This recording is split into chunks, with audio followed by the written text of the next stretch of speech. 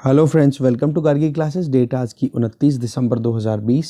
देख लेते हैं इंपॉर्टेंट आर्टिकल्स जो आज हम डिस्कस करेंगे इंडियन एक्सप्रेस के एडिटोरियल और आइडिया पेज से। एडिटोरियल पेज पे अगर देखें तो सबसे पहला article that is systems challenge. अभी रिसेंटली आपने भी बहुत सारी रिपोर्ट्स देखी होंगी, जैसे ये न्यूज़पेपर आपने पढ़ा होगा, इंडियन एक्सप्रेस के फ्रंट पेज पे आ रही थी कि किस तरीके से हमारे यहाँ के जो टॉपर्स थे 10th क्लास 12th क्लास के डिफरेंट बोर्ड्स के, वो फिर अपनी खुद की फ्यूचर एस्पिरेशंस को गेन करने के लिए कहाँ चले गए, फॉरेन में। ठीक है, तो हमारे यहाँ पर क्या क्या चैलेंजेस हैं वो देखेंगे, क्योंकि हमारी जो न्यू एजुकेशन पॉलिसी अभी रिसेंटली आई थी सितंबर में, और सितंबर तो क्या बेसिकली जुलाई में आ गई थी, जुलाई अगस्त में। फिर हमारे प्राइम मिनिस्टर ने उन पे उस न्यू एजुकेशन पॉलिसी पे अपना स्पीच दिया था, तो उसी को कहीं ना कहीं अंडरलाइन करते हुए इस आर्टिकल को बताया जा रहा है कि क्या हमारे यहाँ पर प्रॉब्लम है, क्यों अभी भी जो ब्रेन ड्रेन की प्रॉब्लम है वो लगातार बनी रह रही है। तो कहीं ना कहीं हम एक पहला कदम मान सकते हैं कि ये जो न्यू एजुकेशन पॉलिसी है वो ब्रेन ड्रेन को रोकेगी। ठीक है, एक तो ये आर्टिकल डिस्कस करेंगे। फिर इसी पेज पे हम दूसरा आर्टिकल डिस्कस करेंगे, ये वाला द 5G ग्रेट गेम, जिसमें चाइना अपनी एमरजेंस लगातार बनाने की कोशिश कर रहा है।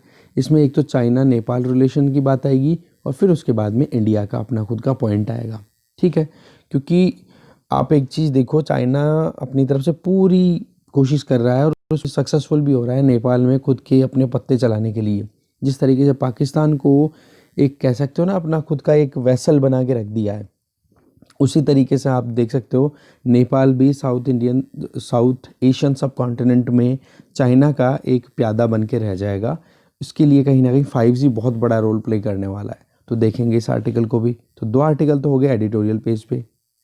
आइडिया पेज पे देखें तो एक ये आर्टिकल है that is India and the एंग्लोस्फेयर।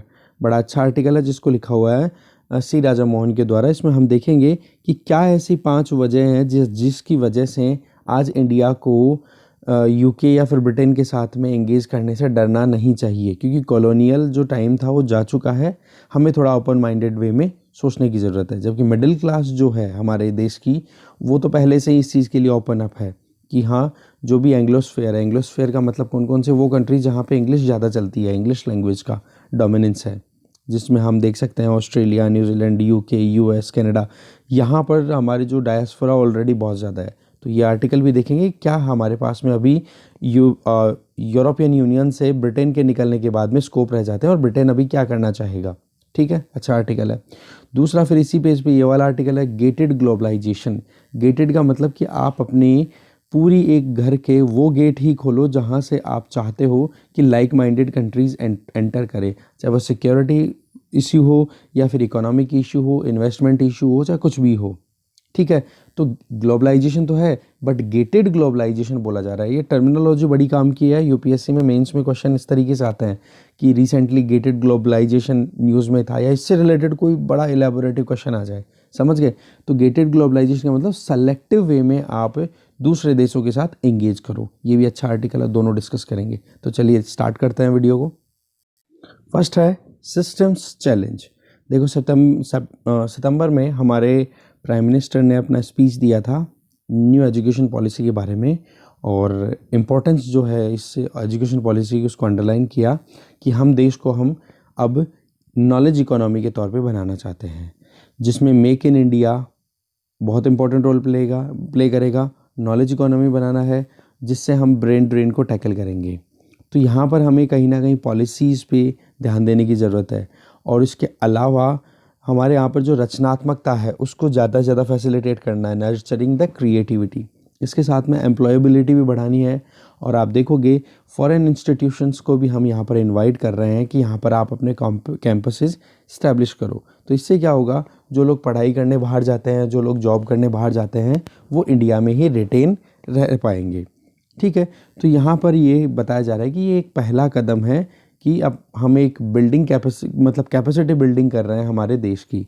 But अभी न्यूज़पेपर ने जो एक इन्वेस्टिगेशन किया है, जिसकी रिपोर्ट फ्रंट पेज पे आ रही थी 2-3 दिन से, जिसमें ये बताया गया है कि हमने रिसर्च किया, कुछ एक सैम्पल सर्वे किया, तो उसमें ये पता पड़ा है कि हमारे यहाँ पर जो यंगस्टर्स की एस्पिरेशंस है ना, जो अपनी लाइफ में कुछ करना चाहते हैं, कटिंग एज रिसर्च करना चाहते हैं, मतलब लेटेस्ट टेक्नोलॉजी बेस्ड कुछ नया करना चाहते हैं, तो उन चीज़ों को करने के लिए हमारे यहाँ पर एटमॉस्फेयर अभी भी थोड़ा सा वीक है, उसको हमें कहीं ना कहीं एक एडवांसमेंट देने की ज़रूरत है। चाहे वो फंडिंग की बात आ जाए, चाहे एकेडमिक ऑटोनॉमी की बात आ जाए, चाहे एक जो फैकल्टी रिक्रूटमेंट का जो प्रोसेस होता है उसकी रॉबस्टनेस की बात आ जाए, या फिर जो काउंसलिंग होनी चाहिए प्रॉपर वे में अर्ली करियर रिसर्चर्स के लिए कि हाँ कौन बच्चा रिसर्च में जाना चाहता है, कौन आगे अपने करियर में जॉब करना चाहता है, कौन बिजनेसमैन बनना चाहता है, तो वो अर्ली करियर काउंसलिंग जो होनी चाहिए उसकी बात कर लो। या फिर हमारे यहाँ पर जो भी इक्वलिटी या फिर जितनी डाइवर्सिटी हमारे इंस्टीट्यूशंस में होनी चाहिए उस पर जो बैरियर लगे हुए हैं उनकी बात आ जाए, वो कहीं ना कहीं अभी भी प्रॉब्लम का कारण बने हुए हैं। इन पर हमें ध्यान देने की ज़रूरत है।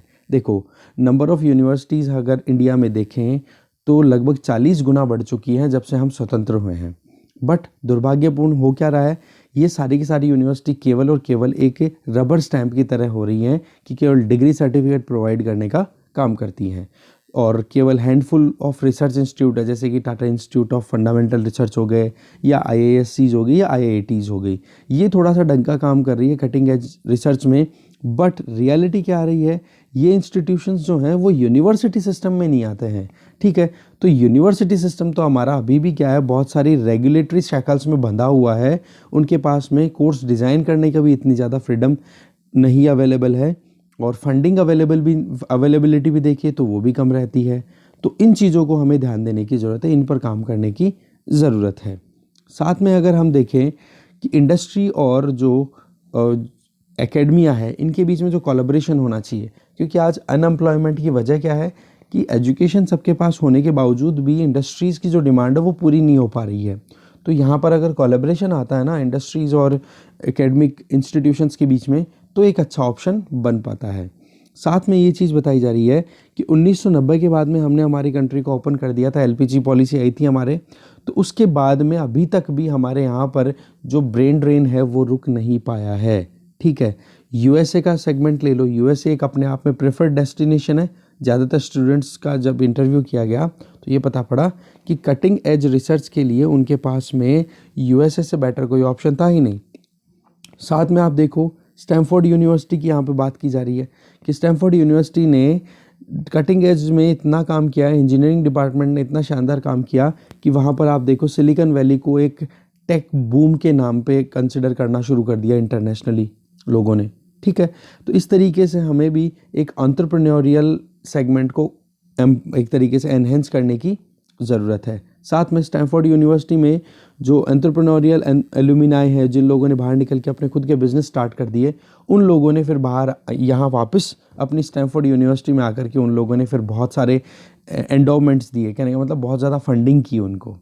तो इससे क्या होता है कि आप इंडस्ट्री और जो एकेडमिक इंस्टीट्यूशंस हैं इनके बीच में कोलैबोरेशन आता है, तो इंडस्ट्रीज़ की डिमांड एकेडमिया पूरी करेंगे, और एकेडमिक इंस्टीट्यूशंस की जो पैसों की ज़रूरत है या फिर कोई भी और क्वालिटी की ज़रूरत है वो इंडस्ट्रीज़ पूरी कर देंगे। तो एक तरीके से एक दूसरे को एक सिम्बायोटिक रिलेशनशिप प्रोवाइड की जा सकती है। दूसरा एग्जाम्पल यहाँ दे रहे हैं कि फाइज़र और यूनिवर्सिटी ऑफ कैलिफोर्निया, ठीक है, जो कि सैन डियागो में है, इन्होंने मिलकर के इतना शानदार काम किया कि आज देखो वर्ल्ड का जो पहला वैक्सीन बनाया है वो फाइज़र का ही चल रहा है अभी। ठीक है, तो इस तरीके से हम देख सकते हैं कि ये जो पूरी जो इश्यूज़ हैं इनको हमें वाकई में ध्यान देने की ज़रूरत है। न्यू एजुकेशन पॉलिसी को अगर वाकई में एम्फेसिस करें तो हम कहीं ना कहीं एक रिसर्च पे भी ध्यान देने की बात कर रहे हैं, तो क्रिएटिविटी को भी रिफ़ाइन करने की बात कर रहे हैं। होनिंग का मतलब है रिफ़ाइनिंग। ठीक है, तो फंडामेंटल शिफ्ट की ज़रूरत है कि हमारे यहाँ पर जो एडमिशन प्रोसेस है ना उसको करेक्ट किया जाए। एक तो इसको थोड़ा इम्प्रूव करने की ज़रूरत है। हमारे यहाँ पर कट ऑफ रेट अभी जैसे दिल्ली यूनिवर्सिटी की कितनी ज़्यादा गई, अनरियलिस्टिकली कितनी हाई कट ऑफ गई थी। तो इससे तो क्या होता है कि आप क्रिएटिव लर्निंग को एनकरेज नहीं कर रहे हो, उसको डिस्करेज कर रहे हो। तो वो चीज़ हमें ध्यान देने की ज़रूरत है। रही सही में अगर हम देखें caste system, class system, gender issue, ये सारे कहीं ना कहीं हमारे सिस्टम में एक डेप्रीवेशन का कारण बनते हैं लगातार। ठीक है, तो एकेडमिक इंस्टीट्यूशंस में हमें क्या ज़रूरत है कि हम डाइवर्सिटी को कंटेन करें, अट्रैक्ट करें, नॉलेज हब्स के तौर पे इनको डेवलप करें। ठीक है, आत्मनिर्भर भारत अभियान के बारे में हम बहुत बार बात भी कर रहे हैं कि किस तरीके से सेल्फ रिलायंट इंडिया बनाया जाए। तो उसके लिए हमें एजुकेशन सिस्टम पे बड़ा ध्यान देने की ज़रूरत है, और उसके लिए न्यू एजुकेशन पॉलिसी जो है एक पहला कदम हम कंसिडर कर सकते हैं। और इसी से हम कहीं ना कहीं अभी तक हमारे इंस्टीट्यूशंस के सामने जो एक रोड ब्लॉक लगा हुआ था उसको कहीं ना कहीं हटते हुए देखा जा सकता है। तो इस चीज़ पर वही बात है, इम्प्लीमेंटेशन कितनी होती है वो एक बड़ा चैलेंज है। ठीक है, नेक्स्ट आर्टिकल देखते हैं। नेक्स्ट आर्टिकल है द 5G ग्रेट गेम। ये लिखा हुआ है PJS पन्नू के द्वारा। देखो, वर्ल्ड जैसे ही कोविड-19 वॉर ओवर होगा तो वर्ल्ड की एक नई रियलिटी निकल के आएगी जिसको बोलेंगे हम 5G वॉर। 5G वॉर में चाइना एक तरफ है तो बाकी सब कंट्रीज़ एक तरफ है, बट चाइना अपनी तरफ से अपना पैसा, अपनी टेक्नोलॉजी बहुत सारे कंट्रीज़ में अप्लाई किया जा रहा है। ये जो 5G है ना, ये अपने आप में एक ऐसा हनी पॉट है, एक ऐसा अट्रैक्शन का पॉइंट है जिस पर कोई अपने आप को रोक भी नहीं सकता। डेटा और इन्फॉर्मेशन आज के टाइम पे बड़े इंपॉर्टेंट एसेट्स हो चुके हैं, और इंटरनेट ऑफ थिंग्स की अगर बात आए तो इन चीज़ों को मूव करने के लिए डेटा और इन्फॉर्मेशन बड़ी काम की चीज़ होती है। और रही सही में जब इसमें अगर 5G का तड़का लग जाएगा तो आप देख सकते हो कितना ज़्यादा एफिशिएंटली डेटा फ्लो होना शुरू हो जाएगा। रिसेंटली चाइना और नेपाल के बीच में एक एग्रीमेंट हुआ है जिसमें मतलब एग्रीमेंट भी साइन हुआ है जिसमें 5G टेक्नोलॉजी को ट्रांसफ़र किया जा रहा है, और चाइना बहुत सारा इन्वेस्टमेंट ऑलरेडी नेपाल में कर भी रहा है। रही सही में माउंट एवरेस्ट की जो हाइट है वो भी दोनों ने मिलकर के इंक्रीज़ करके बताई है। अभी जैसा हमने एक्सप्लेन पेज में डिस्कस किया था कि अब से जो हाइट है वो 8,848.86 मीटर हो गई है, लगभग 3 फीट ज़्यादा हाइट हो। बताइए, यहाँ पे 3 मीटर लिख दिया, थोड़ा सा ये गलत है ना, 3 फीट हाइट है, क्योंकि 8,851 तो USA के सिस्टम ने बताया था। ठीक है, तो ये थोड़ा सा इनका पता नहीं है, एक बार आप करेक्ट कर लेना, जहाँ तक मुझे लग रहा है मैं सही बता रहा हूँ आपको। तो 5G टेक्नोलॉजी है वो लगातार आप देख सकते हो नेपाल की कैपेबिलिटीज़ और इंक्रीज़ करेगा। और जो माउंट एवरेस्ट है उसका हमें पता है वो कहाँ पर लोकेटेड है, नेपाल और चाइना की दोनों की बॉर्डर पे। तो वहाँ पर आप देख सकते हो ट्रांस हिमालयन जो पूरा काम हो रहा है दोनों कंट्रीज़ के बीच में, वहाँ पर नेपाल पूरा का पूरा चाइना की झोली में जाता हुआ दिखाई दे रहा है। अब चाहे वो वेदर से रिलेटेड रिसर्च की काम करे, या फिर रूट्स के रिलेटेड, या मैप या टेरेन से रिलेटेड, लॉजिस्टिक्स से रिलेटेड, या रेस्क्यू प्रोग्राम से रिलेटेड, हर एक चीज़ में नेपाल अब डिपेंडेंट किस पे हो जाएगा, चाइनीज़ 5G टेक्नोलॉजी पे। अब फिर रही सही में टूरिज़्म इंडस्ट्री है वो भी अब किस पे डिपेंड करना लग जाएगी, सारी की सारी चाइनीज़ पे। कहने का मतलब वही पाकिस्तान का सा हाल होता हुआ दिखाई दे रहा है। ठीक है, दूसरा अगर चाइनीज़ कंपनीज़ की अगर बात करें तो उन्होंने 5G में इन्वेस्टमेंट करना शुरू भी कर दिया है। और आप एक यहाँ पे देखो कि एक digital encirclement of the world करने की कोशिश कर रहा है, मतलब पूरे विश्व को डिजिटली एनसर्कल करने की कोशिश कर रहा है चाइना। ये केवल नेपाल के साथ ही नहीं है, ये उन सभी कंट्रीज़ में कर रहा है चाइना जहाँ पर इसकी खुद का सिक्का चलता है, ये हम कह सकते हैं। तो पूरे हम कह सकते हैं एक तो BRI प्रोजेक्ट हो गया और एक ये हो गया डिजिटल एनसर्कलमेंट। तो दोनों से मिलकर के आप देख सकते हो कि किस तरीके से चाइना पूरे प्लेनेट को कंट्रोल करना चाह रहा है। चाइनीज़ कंपनियां जो हैं वो digital infrastructure back to back बनाई जा रही हैं। मिलिट्रीज़ में आज आप देखोगे तो जो मिलिट्री ऑपरेशंस होते हैं उनमें 5G या हम कह सकते हैं क्या कम्युनिकेशन बड़ा इंपॉर्टेंट रोल प्ले करता है। और इंटरनेट ऑफ थिंग्स का जो प्लेटफॉर्म है उन पे बेस्ड ही आज का सारे इक्विपमेंट डिज़ाइन होते हैं। तो इस तरीके से चाइना ने जैसे ही कोविड-19 आउटब्रेक हुआ था तो अपनी पूरी इकोनॉमिक जो सुपीरियरिटी थी उसका यूज़ करके देशों को परेशान किया ना, जैसे अब ऑस्ट्रेलिया को परेशान किया। हमारे साथ भी कुछ ना कुछ गड़बड़ी करती रही, वो बात अलग है कि हमने कभी ऑस्ट्रेलिया भी नहीं झुका और इंडिया भी नहीं झुका, तभी तो दोनों के बीच में एक कोलिशन देखने को मिल रहा है, एक कह सकते हैं ना कोलैबोरेशन आ रहा है, क्वाड ग्रुप जिसको हम बोलते हैं। तो ये जो चीज़ें है ना, ये बड़ी क्लियरली शो कर रही है कि चाइना के इंटेंट क्या है। CPEC जो बनाया चाइना पाकिस्तान इकोनॉमिक कॉरिडोर, ये अपने आप में एक बड़ा क्लियर एग्जांपल है कि एक देश को कैसे घेरा जाए। और पाकिस्तान आज देख सकते हो एक वर्चुअल वेसल के तौर पे बन चुका है चाइना का। 2020 देखें, ये कोई ऑर्डिनरी ईयर तो निकला नहीं है। इसमें कितना चेंज हुआ है कि हर एक काम आज के डिजिटल डोमेन में होने लग गया। वर्क फ्रॉम होम हो रहा है, लोगों की कनेक्टिविटी की बात भी करें तो वो अब ज़्यादातर इंटरनेट के थ्रू हो रहा है। तो सारी की सारी चीज़ें वर्चुअल प्लेटफॉर्म पे पहुंच गई हैं। मिलिट्रीज़ की बात करो वो बॉर्डर पे पहुंच गई हैं, बहुत सारे ट्रीटीज़ हुई हैं। इवन हमने देखा कि इतना ज़्यादा मतलब मिलिट्री इंटेंट दिखाया गया है, चाहे वो कोई सा भी कंट्री क्यों ना हो, अपनी तरफ से पूरी पावर शो करने की कोशिश की है कि हम रूल करना चाहते हैं। तो ये सिचुएशन जो है ना वो गल्फ़ वॉर के बाद में पहली बार हुई। गल्फ़ वॉर का मतलब आप मान लो 1990 का टाइम, ठीक है, उस टाइम के बाद में अब ये इस सिचुएशन को देखा गया है। ओके, तो चारों तरफ एक माहौल जो बना हुआ है ना वो इस तरीके से कि सब अपने अपने जो स्ट्रेंथ है उसको एडवर्टाइज करना चाह रहे हैं। इवन चाहे ड्रोन्स का यूज़ करना हो, चाहे टेक्नोलॉजी वेपन का यूज़ करना हो, हर तरीके से। तो आप देखो 5G टेक्नोलॉजी अपने आप में एक रियलिटी बन गई है और इसका कोई ऑप्शन भी दूसरा नहीं दिखाई दे रहा है। और चाइना जो अपनी तरफ से वर्चुअली पूरे वर्ल्ड को कैप्चर करने की कोशिश कर रहा है। इंडिया के लिए गुड न्यूज़ क्या है कि इंडिया ने ऑलरेडी अपनी तरफ से आंखें दिखा रखी है चाइना को। एक तो हमने उसकी जो टेक्नोलॉजी का जितना भी इंटरवेंशन हमारे यहाँ पर था उन सभी को बैन कर दिया है, हमने रोक दिया है। इवन जो एप्लीकेशन थी, मोबाइल एप्लीकेशन, उनको भी बहुत सारियों को 100 से ज़्यादा को बैन कर दिया है। तो इससे क्या है, कहीं ना कहीं हमारे यहाँ पर एक इंडिजिनस टेक्नोलॉजी की तरफ हम जा रहे हैं 5G को डेवलप करने के लिए, जिसमें रिलायंस लीडिंग रोल प्ले कर रहा है। बट पॉइंट यहाँ पे आ जाता है इम्प्लीमेंटेशन का। अगर इम्प्लीमेंटेशन टाइम पे नहीं होगा तो थोड़ी प्रॉब्लम है। बट वही बात है कि हमारी साइंटिफिक और इंडस्ट्री कम्युनिटी जो है ना वो कहीं ना कहीं टेक्नोलॉजी में अपनी तरफ से स्पीड से काम कर रही है कि जल्दी से जल्दी अडॉप्शन किया जा सके। और चाइना जैसी जो प्रॉब्लम आ रही हैं उनको एक तरीके से आप कह सकते हो चैलेंज कर सकते हो। इंडिया एक ऑप्शन के तौर पे निकल सकता है। देखो इंडिया की तरफ से अगर देखें तो हमें कहीं ना कहीं प्रॉब्लम कहाँ आती है कि हम स्लो अडॉप्शन रखते हैं या फिर जो ब्यूरोक्रेसी के रेड टेपिज्म जिसको बोलते हैं उसमें फंस जाते हैं।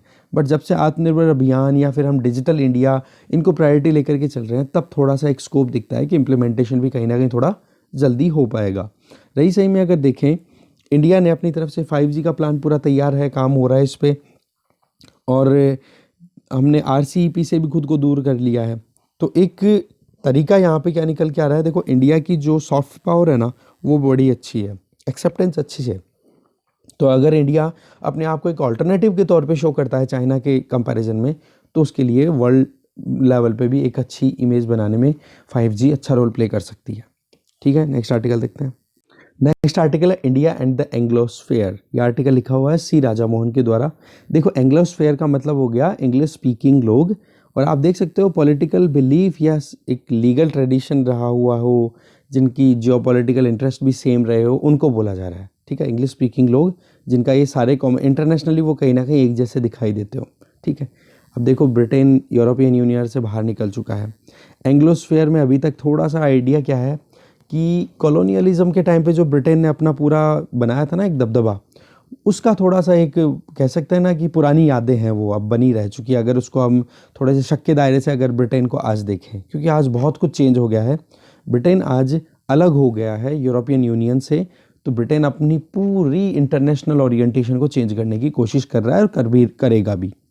हमारे यहाँ पर भी रिपब्लिक डे को हमारे प्राइम मिनिस्टर नरेंद्र मोदी जी ने बोरिस जॉनसन जो कि ब्रिटेन के यूके के प्राइम मिनिस्टर उनको बुलाया है यहाँ पर। तो एक कह सकते हो रिवाइवल का पॉइंट है कि इंडिया भी अब कहीं ना कहीं जो पुरानी यादें हैं उनको छोड़ करके फ्यूचर के बारे में सोच रहा है। दूसरा, अगर ब्रिटेन की हिस्ट्री की बात करें तो ब्रिटेन ने अपनी तरफ से बड़ी कोशिश की थी एक ग्रेटर ब्रिटेन बनाने की। बट वही बात है कि सेकेंड वर्ल्ड वॉर के बाद में बचा क्या था, केवल और केवल कॉमनवेल्थ ऑफ नेशंस के लिए। ठीक है, जो कि एक अपने आप में आप कह सकते हो मॉडरेट वे में ब्रिटेन की कहीं ना कहीं रेलेवेंस बनी रहे, क्योंकि एक पूरी अंपायर कोलैप्स करे और वो वापस से छोटे से देश में कन्वर्ट हो जाए। तो उस चीज़ को ध्यान में रखते हुए ब्रिटेन ने कोशिश तो की थी ग्रेटर एम्पायर बनाने की अपनी, ग्रेटर ब्रिटेन, बट बन क्या पाया फिर अल्टीमेटली छोटा सा, मतलब या हल्का फुल्का सा एक ग्रुप बोल सकते हो जिसको कॉमनवेल्थ नेशन बोल दिया गया। ठीक है, ब्रिटेन की खुद की इंटरनेशनल रिलेशन को मेंटेन करने का एक तरीका। ठीक है, यूरोप को अगर देखें तो 1970 के बाद में, मतलब सेकेंड वर्ल्ड वॉर के बाद में क्या होने लग गया था, यूरोप में एक अलग तरीके का अलाइनमेंट आना शुरू हो गया था जो कि यूरोपियन यूनियन के तौर पे कल्मिनेट हुआ, और उसको फिर 1970 में आते आते ब्रिटेन ने भी ज्वाइन कर लिया। बट ब्रिटेन जो है वो कहीं ना कहीं ब्रसेल्स मतलब यूरोपियन यूनियन की के अंडर जाकर के अपनी सॉवरेनिटी को कहीं ना कहीं कॉम्प्रोमाइज़ नहीं करना चाह रहा था, और इस चीज़ को लेकर के वहाँ पर जो कंजर्वेटिव्स है ना उनके बीच में बड़े गैप आते रहते हैं। और अल्टीमेटली आज आप देख सकते हो ब्रिटेन जो है वो एग्जिट कर रहा है, और 1 जनवरी से लेकर के फिर बाद में अब ब्रिटेन अपने हिसाब से खुद के रूल पे काम करेगा। अगर कंटेम्प्रेरी डिबेट, आज के डिबेट की बात करें तो बहुत सारे आइडियाज़ हैं, लिबरल आइडियाज़ भी हैं। तो हमारे यहाँ पर मतलब ब्रिटेन के लिए तो फ्री ट्रेडिंग के लिए भी बहुत सारे आइडियाज़ उनके पास में आ रहे हैं। तो अब ब्रिटेन जो है वो काम करेगा ग्लोबल ब्रिटेन के लिए, ग्रेटर ब्रिटेन की बजाय अब क्या काम करेगा, ग्लोबल ब्रिटेन के आइडिया पे फिर से काम करने वाला है। ठीक है, अब बात यहाँ पे देखो चीज़ें बड़ी रिपीट हो रही हैं, बट काम की चीज़ जो आ रही है वो ये है कि ये जो एंग्लोस्फेयर है ना, इसमें मेनली कौन से कंट्रीज कंसिडर किए जाएंगे। देखो जहाँ पे इंग्लिश बोली जाती है, और ये तो 5 कंट्रीज हम यहाँ पे देख सकते हैं, UK, US, Canada, Australia, New Zealand. इनको 5 आइज भी बोला जाता है। क्या बोला जाता है? 5 आइज, ये ध्यान रखना। इसके अलावा ब्रिटेन जो है वो कहीं ना कहीं यूएसए को छोड़ करके बाकी देशों के साथ में अपनी खुद की रिलेशनशिप अच्छी बनाना चाहता है। जैसे आप देख सकते हो, बचे हुए कौन से हो गए? कनाडा हो गया, ऑस्ट्रेलिया, न्यूजीलैंड। इसको कैनजुक बोल दिया जाता है, ठीक है। Canada, Australia, New Zealand, UK. तो ये देश मिलकर के कहीं ना कहीं अपने हिसाब से आगे काम कर सकते हैं। और ट्रेड के हिसाब से या स्ट्रेटेजिक पॉइंट ऑफ व्यू से देखें, इकोनॉमिक और स्ट्रेटेजिक कोलैबोरेशन के हिसाब से देखें, तो इंडिया, आयरलैंड, सिंगापुर, जापान, ये भी कहीं ना कहीं एंग्लोस्फीयर के ही पार्ट है, क्योंकि यहाँ पर भी इंग्लिश बड़ी डोमिनेट करती है। और ये कंट्रीज़ भी लाइक माइंडेड कंट्रीज़ हैं, similar to UK. Present situation में अगर हम देखें तो कुछ पॉसिबिलिटीज़ और निकल के आती है। देखो 5 आइज़ हैं, वो तो साथ मिलकर के काम करेंगे, और चाइना का चैलेंज हम देखते हैं बार बार, तो इकोनॉमिक सिक्योरिटी डोमेन में ये बड़ा काम भी करेंगे। बट ब्रिटेन किस पे रिलाई करेगा? कैनजुक पे, ठीक है, मेनली, जिसमें मिलिट्री अलायंस भी, और इंडो पैसिफिक रीजन में कहीं ना कहीं एक इन्फ्लुएंशियल रोल प्ले करने के लिए भी ब्रिटेन कहीं ना कहीं ईगर है, ठीक है, बहुत ज़्यादा उत्सुक है। अगर कैनजुक की ओवरऑल बात करें तो जीडीपी लगभग $6 ट्रिलियन के लगभग है, और डिफेंस एक्सपेंडिचर भी इनका मिलाकर के कितना है? लगभग $100 बिलियन का, ठीक है। तो इससे आप देख सकते हो कि ये कितना सिग्निफिकेंट रोल प्ले कर सकते हैं वर्ल्ड पॉलिटिक्स में। कनाडा, ऑस्ट्रेलिया, न्यूजीलैंड जो हैं वो ऑलरेडी अपनी डोमेस्टिक रेजिस्टेंस को फेस कर रहे हैं, बट फिर भी कहीं ना कहीं इस चीज़ के लिए वेंचर कर लेंगे। देखो होता क्या है कि खुद के इश्यूज को ध्यान तो देते हैं ही, बट वहाँ पर अगर एक जब हो जाता है ना कि ऑपोजिशन में कौन है, तो ऑपोजिशन में आ गया अभी सबके चाइना, तो फिर ये इनके बीच में लाइक माइंडेडनेस अपने आप ही आ जाती है, फिर चाहे डोमेस्टिकली कितने ही इश्यूज चल रहे हों। इसीलिए दिल्ली के पास में भी एंग्लोस्फेयर में अपनी तरफ से जल्दी अपनी खुद को इंटीग्रेट करने का एक मौका है। देखो कॉलोनियल पीरियड का जो हमारा जो आइडिया था वो अब हमें छोड़ने की ज़रूरत है, कारण कि अब इंटरनेशनल सिस्टम में अगर हमें वाकई में पार्टिसिपेट करना, खुद का सिक्का अगर मनवाना है, तो हमें वाकई में आगे असर्टिव रोल प्ले करने होंगे। और इसके लिए यहाँ पर 5 आर्ग्यूमेंट दिए जा रहे हैं राइटर के द्वारा, ये बड़े इंपॉर्टेंट, आप लिख लेना इनको। पहला, इंडिया की एग्रीगेट जीडीपी आज देख सकते हो ब्रिटेन के साथ में कंटेंट कर रही है। वो बात अलग है कि अभी कोविड-19 के आने की वजह से ब्रिटेन और इंडिया की जो इकोनॉमी है वो लगभग $2.7 ट्रिलियन की है, जो कि 5वीं तो ब्रिटेन है और 6ठी सबसे बड़ी जीडीपी के तौर पे देखें इकोनॉमी कौन सी है? इंडिया। बट आने वाले कुछ सालों के अंदर इंडिया इसको ओवरटेक करेगा, तो डरने वाली कोई बात नहीं है, पहली चीज़। दूसरा, इंडिया के एलीट जो है, एलीट क्लास जो है, वो ब्रिटेन के लिए अभी तक भी थोड़ा सा कॉलोनियल माइंडसेट रखते हैं, और वो चाहते हैं कि कहीं ना कहीं एंग्लो सेक्सन, वो कहीं ना कहीं थोड़ा सा दिमाग में रखते हैं कि कॉलोनियल पावर रही हुई है। बट रियलिटी क्या है, जो एंग्लो सेक्सॉन्स एलीट है ना, वो कहीं ना कहीं कंफर्टेबल भी फील करते हैं इंग्लिश में बातचीत करने में। तो ये जो हिपोक्रेसी है ना, ये थोड़ा सा हिपोक्रेसी मतलब करना कुछ और, रियलिटी कुछ और, दिमाग में कुछ और, बातें कुछ और, करना कुछ और। जबकि मिडिल क्लास की हम बात करें तो वो तो भाई अनहेजिटेटिंगली, बिना किसी हिचकिचाहट के, इंग्लिश स्पीकिंग वर्ल्ड को ही प्रीफर करती है। जैसे US, Canada, Britain, Australia, New Zealand, इन कंट्रीज़ में हमारे जो लोग हैं वो स्टडी, वर्क और किसी भी तरीके से इनको डेस्टिनेशन कंसिडर करते हैं। और आपको पता है कितना डायस्पोरा हमारा रहता है इन इंग्लिश स्पीकिंग कंट्रीज़ में। तीसरा, आप देख सकते हो एंग्लोस्फेयर अगर फिर से एक बार खुल रहा है, एक ओपन मौका मिल रहा है, जिसमें कि आप देखोगे इन कंट्रीज़ में, एंग्लोस्फेयर की बात की हमने, कौन से इंपॉर्टेंट जो इंग्लिश स्पीकिंग कंट्रीज़ है, वहाँ पर पॉलिटिक्स में भी देखोगे तो, ब्यूरोक्रेसी में भी देखोगे तो इंडियंस बड़ा इंपॉर्टेंट रोल प्ले कर रहे हैं। वहाँ पर आप देखो जो आप कह सकते हो कि जो बिजनेस क्लास है उसमें बड़ा इंपॉर्टेंट रोल प्ले कर रहे हैं, डोमेस्टिक पॉलिटिक्स में भी बड़ा इंपॉर्टेंट रोल प्ले कर रहे हैं। चाहे वो अब इनकी बात कर लो, ब्रिटेन में बात कर लो, बोरिस जॉनसन की जो कैबिनेट है उसमें भी इंडियन ओरिजिन के लोग हैं। तो जस्टिन ट्रूडो कनाडा के प्राइम मिनिस्टर हैं, उनके कैबिनेट में भी इंडियन लोगों का बड़ा इंपॉर्टेंट रोल प्ले है। तो कहने का मतलब ये है कि इंडिया के पास में अभी स्कोप बहुत ज़्यादा है, पहले की बात अलग थी। चौथा पॉइंट यहाँ पे राइटर बता रहे हैं कि आप देखो इकोनॉमिक कॉम्प्लीमेंटरीज, कहने का मतलब इंडिया के पास में कुछ है तो दूसरे के बाद में कुछ और, तो एक दूसरे के ऊपर डिपेंडेंट हो सकते हैं एंग्लोस्फेयर वाले कंट्रीज, इनमें इंडिया का रोल इंक्रीज हो सकता है। रही सही में जियोपॉलिटिकल इंटरेस्ट, जहाँ पर इंडो पैसिफिक रीजन में एक बैलेंस ऑफ पावर स्टैब्लिश करने के लिए सभी कंट्रीज थ्राइव करते हैं, उस चीज़ में इंडिया का इनके साथ में जाना बड़ा इंपॉर्टेंट हो जाता है। साथ में लास्ट में राइटर बताना चाहते हैं कि इंडियन एलिट्स की अगर बात करें तो चाइना का जब इशू आ जाता है ना, तो चाइना ने देखो कॉलोनियल माइंडसेट अपनी तरफ से रखा, और बार बार जो ओपियम वॉर हुए थे क्योंकि ब्रिटेन ने बड़ा इंपॉर्टेंट रोल प्ले किया था चाइना को परेशान करने में कॉलोनियल पीरियड के टाइम पे। तो इस बात को चाइना ने बड़ा रिपीटेडली कहा।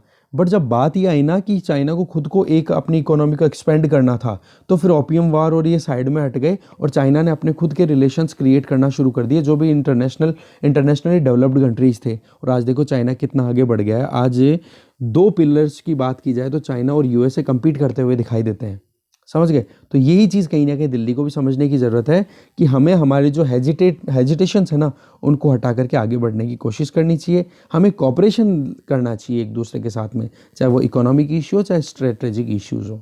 ठीक है, नेक्स्ट आर्टिकल देखते हैं। नेक्स्ट आर्टिकल है गेटेड ग्लोबलाइजेशन, मतलब सेलेक्टेड ग्लोबलाइजेशन। जयंत सिन्हा और समीर सरन के द्वारा लिखा हुआ आर्टिकल है। देखो कोविड-19 वैक्सीन आने वाला है, इसको संजीवनी की तरह मान के चले। और आप देख सकते हो इसके बाद में जियोपॉलिटिक्स कितना ज़्यादा चेंज होने वाला है, जिसका हमने ऑलरेडी 2 आर्टिकल्स में देखा है। आज वैसे 3 आर्टिकल्स हो गए जो कि इंटरनेशनल रिलेशन से रिलेटेड है। अच्छा, एक कमेंट आया था जिसमें ये बोला गया था कि सर फ़ॉन्ट साइज़ थोड़ा छोटा है। देखो मैं एप्लीकेशन से पढ़ाता हूँ सीधा, अगर मैं न्यूज़पेपर का वेट करूँगा ना तो आपको मेरा ये जो एनालिसिस है आपको 10-11 बजे मिलेगा। इतना लेट मैं भी बेयर नहीं कर सकता और आपको भी बेयरेबल नहीं होगा। ठीक है, तो इसके लिए थोड़ा सा आप कोशिश करो कि फ़ॉन्ट आपकी जो पिक्सल साइज़ है ना उसको 720 पर लेके चले जाओ, फिर दिख जाएगा आपको ढंग से। और हो सकता है आपका फ़ोन थोड़ा छोटा हो, तो थोड़ा सा आप प्लीज़ कोऑपरेट कीजिए। ठीक है, तो अभी बात करते हैं हम। चाइना रशिया आज वैक्सीन बनाने में लगे हुए हैं, पर देखने वाली बात ये है कि किसका वैक्सीन ज़्यादा काम करता है। लिमिटेड चॉइसेस रह गई हैं, पर हाँ यही बात है कि अपने हिसाब से अभी वर्ल्ड बहुत सारा चेंज हो चुका है। तीसरा डिकेड में एंटर होने वाला है 21वीं शताब्दी के मल्टीपोलर वर्ल्ड जो है वो हमारा इंतजार कर रहा है, जिसमें यूएस दो राइवल के तौर पे चल रहे हैं, तो बचे हुए 4 countries UK, France, India, Brazil, ये अपनी तरफ से कहीं ना कहीं एक इमर्जिंग पावर के तौर पे हम देख सकते हैं। अगर नए वर्ल्ड ऑर्डर को अगर हम देखें तो वो चलेगा नेशनल इंटरेस्ट को ध्यान में रख करके। तो यहाँ पर हम रिलायबल पार्टनर्स को ढूंढ सकते हैं। इस तरीके से हमें कहीं ना कहीं जिन देशों पे भी हमें ट्रस्ट हो, जिनके साथ में भी हमारा कोलैबोरेशन अच्छा चल सकता है, उनके लिए हम हमारी इकोनॉमी को ओपन अप रखें। दैट इसका मतलब क्या हो गया, गेटेड ग्लोबलाइजेशन। इस पे हमें काम करने की ज़रूरत है। अगर सिक्योरिटी लैंडस्केप की बात करें तो चाइना देखो हिमालय में हमारे साथ में लगातार एंगेज है, हमें परेशान कर रहा है। और वेस्टर्न पैसिफिक में भी अब देखो यूएस अपनी तरफ से एक्टिविटीज़ इंक्रीज़ करते जा रहा है। अब जो बाइडन का तो देखना है, बाकी डोनाल्ड ट्रंप तो जाते जाते बहुत कुछ कर रहा है। ठीक है, तो एक ग्रेट गेम की तरह हम देख सकते हैं कि अब नया ही सिनेरियो निकल के आ गया, that is Indo Pacific region. ठीक है, तो क्वेड की इमरजेंस यहाँ पे देखी जा सकती है कि इंडिया ने अपने साथ में लाइक माइंडेड कंट्रीज़ के साथ में आके और फिर बाद में चाइनीज चैलेंज को टैकल करने की कोशिश कर रहा है। तो दूसरी तरफ मिडिल ईस्ट में भी अब कहीं ना कहीं इजराइल और अरब कंट्रीज़ के बीच में एक नया ही रिलेशनशिप देखने को मिल रहा है, जिसको अब्राहमिक कम्युनलिटीज़ बोला जा रहा है कि उनके बीच में क्या कॉमन है। क्योंकि ज्यूज़ का ओरिजिन भी अब्राहम से माना गया है, तो इस्लामिज़म का भी कहीं ना कहीं कोर अब्राहम को ही माना गया है। तो इस तरीके से क्या है, इनके बीच में कुछ कम्युनलिटी। और यूरोप की अगर बात करें तो ब्रिटेन ने अपने आप कर लिया, तो वो कहीं ना कहीं ज़्यादा परेशानियों का सामना कर रहा है। तो क्यों ना फिर हम सेलेक्टेड लोग जो हमारे इंटरेस्ट के साथ में कन्वर्जेंस रखते हैं, उन्हीं के साथ में हम बातचीत करें और हमारे रिलेशनशिप स्ट्रॉन्ग करें। और बाकी जो कंट्रीज़ हमारे लिए कहीं ना कहीं प्रॉब्लमेटिक बन सकते हैं, उनके लिए स्ट्रॉन्ग फेंसिंग कर दें, तार लगा दें, कांटों वाले तार स्ट्रॉन्ग, जैसे चाइना के लिए हमने लगाए। तो क्वेड इसका एक रिजल्ट है। कॉमन इंटरेस्ट के साथ वाले लोगों के साथ हम आगे बढ़ रहे हैं। और यहाँ पर नॉन अलाइनमेंट मूवमेंट का कोई यहाँ पर इशू आता नहीं है, जो बार बार रिपीट कर रहे हैं लोग कि पॉइंट अकॉर्डिंग टू राइटर। ठीक है, राइटर की बात बोल रहा हूँ मैं, क्योंकि आज जब से डोकलाम का इशू आया ना, उसके बाद में कहीं ना कहीं हमारे दिमाग में आ गई है कि हमें हमारे जो कहते हैं ना कि वी नीड, मतलब a real friend is that friend in need, friend is friend in deed. मतलब जब दोस्त की ज़रूरत हो उस टाइम पे दोस्त कौन खड़ा है हमारे साथ में, ऐसे दोस्तों को ढूंढने की ज़रूरत है। और इंडिया उसी चीज़ पे कहीं ना कहीं फोकस करता हुआ दिखाई दे रहा है। देखो सिक्योरिटी से ज़्यादा अगर आगे हम बढ़ें तो देखो कैपिटल फ्लो की बात करो, या फिर लेबर के मूवमेंट की बात करो, या फिर ट्रेड की फैसिलिटेशन की बात करो, तो इन चीज़ों पर भी हमें कहीं ना कहीं ज़्यादा ध्यान देने की ज़रूरत है। देखो WTO, वर्ल्ड ट्रेड ऑर्गेनाइजेशन, ये एक मल्टीलेटरल ट्रेडिंग अरेंजमेंट था, बट ये अभी कहीं ना कहीं इतना डैमेज सहन कर चुका है कि अब पता नहीं कितने सालों में रिपेयर होगा। रही सही में RCEP एक रियलिटी बन गया है, जो कि इंडो पैसिफिक रीजन में कहीं ना कहीं अपना इंपॉर्टेंट रोल प्ले करेगा। जो नाफ्टा हुआ करता था, north American free trade agreement, वो अब USMCA हो गया है, United states Mexico and Canada agreement हो गया है।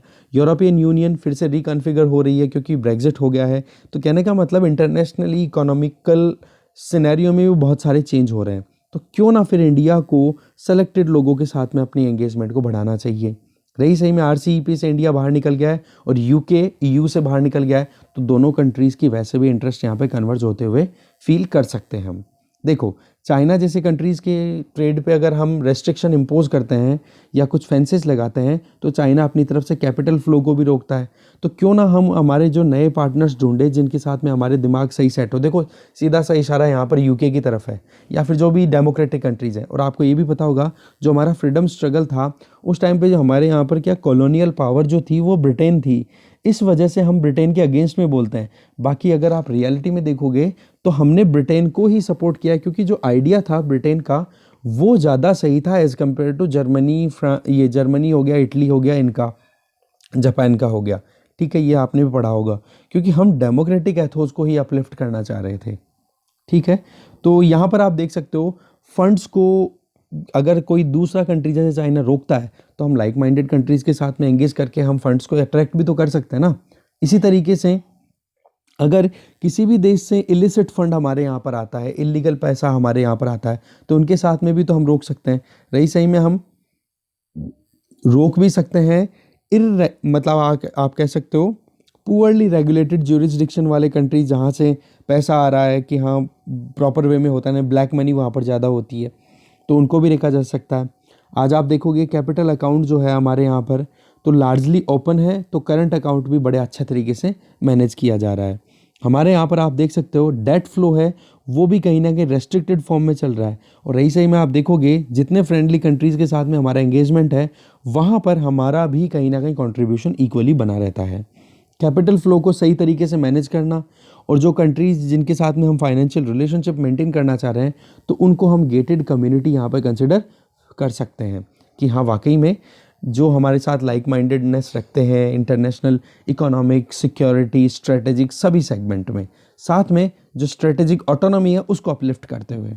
आज इंडिया का डायस्पोरा लगभग 30 मिलियन है, जो कि हर साल वर्ल्ड में सबसे ज़्यादा पैसा भेजता है। तो ये भी तो फॉरेन कैपिटल का ही कारण बनता है। लगभग 80 मतलब हमारे यहाँ पर कितना पैसा आता है, $80 बिलियन एक साल, जो कि फॉरेन कैपिटल जितना आता है, हमारे जितना इन्वेस्टमेंट आता है उससे ज़्यादा तो पैसा यही भेज देते हैं।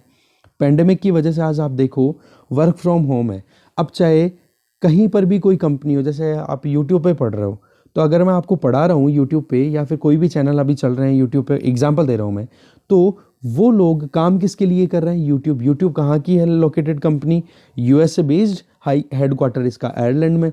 तो इन कंपनीज़ के एम्प्लॉयज़ कौन है, इंडिया में बैठे हुए लोग जो इनके लिए सॉफ्टवेयर बना रहे हैं। तो कहने का मतलब स्किल वर्क हमारे पास में अवेलेबल है, वर्चुअल कम्युनिटी हमारे पास में अवेलेबल है। आप देख सकते हो इंफ्रास्ट्रक्चर, डिजिटल इंफ्रास्ट्रक्चर लगातार बढ़ता चल रहा है, वो हमारे पास में एक स्ट्रेंथ के तौर पे अवेलेबल है। तो आज ये जो बैरियर्स है ना बॉर्डर वाले, वो भी ख़त्म होते हुए दिखाई दे रहे हैं। बट बात वही आ गई कि लाइक माइंडेड कंट्रीज़ के साथ में ही हम आगे काम करें। रही सही में आज पॉलिटिशियन देखो, टेक्नोक्रेट्स देखो, UK US ऑस्ट्रेलिया, यहाँ पर इंडियंस काम कर रहे हैं बहुत ज़्यादा। कमला हैरिस का अभी देखना वाइस प्रेसिडेंट के तौर पे वो स्वर्ण इन होंगी। तो वो चीज़ें हैं। फिर फाइनली बात क्या रहती है टेक्नोलॉजिकल फ्लो की, जो मैंने अभी आपको बता ही दिया। चाइना और बचे हुए दूसरे देशों के बीच में एक गैप सा दिखाई दे रहा है 5G को लेकर के। तो आज आप देख सकते हो चाइना के खुद के, जैसे हम गूगल, फेसबुक, नेटफ्लिक्स इनका यूज़ करते हैं ना, उसी तरीके से चाइना के खुद के प्लेटफॉर्म्स है जैसे बैडू, अलीबाबा और टेंसेंट। तो आज 5G टेक्नोलॉजी जैसे आती है तो ये जो रिज है ना, ये जो गैप है चाइना वर्सेस ऑल, ये और ज़्यादा बढ़ता हुआ दिखाई देगा। तो हमें यहाँ पर चाइना को कंटेन करना है तो डेफिनेटली लाइक माइंडेड कंट्रीज़ के साथ में और आगे एंगेजमेंट करनी चाहिए। यूरोपियन यूनियन ने अपनी तरफ से एक general data protection regulation GDPR एक तरीके से लॉ बनाया है, जिसमें आप देख सकते हो ये गेटेड ग्लोबलाइजेशन का एक एग्जाम्पल है, एक एक्सेलेंट एग्जाम्पल है, जहाँ पर जो सही तरीके से रूल रेगुलेशन को फॉलो करेगा उसको अलाउ किया जाएगा, बाकी को बाहर रखा जाएगा। भाई तुम बाहर रहो, तुम हमारे लायक नहीं हो। ठीक है, इसी तरीके से हमारे यहाँ पर भी कहीं ना कहीं डेटा प्रोटेक्शन को लेके बातचीत हो रही है, डिस्कशन चल रहे हैं। इंडिया में भी अब कानून आ जाएगा तो उसके बाद में वही बात है कि अब चाइना को इस तरीके से एक जो अपनी तरफ से पूरे ग्लोबल सिनेरियो में सरकमवेट करना चाहता है, पूरे वर्ल्ड को एनसर्कल करना चाह रहा है चाइना, तो उसको रोकने में ये कहीं ना कहीं कारगर साबित हो सकते हैं। चाइना अपने bold belt and road initiative के साथ में 5G इंफ्रास्ट्रक्चर का यूज़ कर रहा है। ठीक है। चाइना ने यूएसए से बड़ी अच्छी चीज़ें सीखी है कि किस तरीके से पूरे विश्व को टैकल किया जाता है। तो वही चीज़ें हमें कहीं ना कहीं हमें भी उन भेड़ियों से निकलना चाहिए जो हमारी रियलिटी आज की रियलिटीज़ हैं, उन पर ध्यान देने की ज़रूरत है। और पैंडेमिक के बाद में जो कुछ भी अभी चेंज हो रहा है उसके हिसाब से ट्रस्टेड पार्टनर्स के साथ में हमारी, आप कह सकते हो कि रिलेशनशिप को और इंटेंसिफाई करने की ज़रूरत है। ठीक है, तो इस तरीके से आज 3 हमने बात की इंटरनेशनल रिलेशन से रिलेटेड आर्टिकल्स की, तो एक बात की हमने एजुकेशन सिस्टम में क्या कमियां हैं, क्या किया जा सकता है। ठीक है, डिस्कशन यही ओवर है। Thank you very much.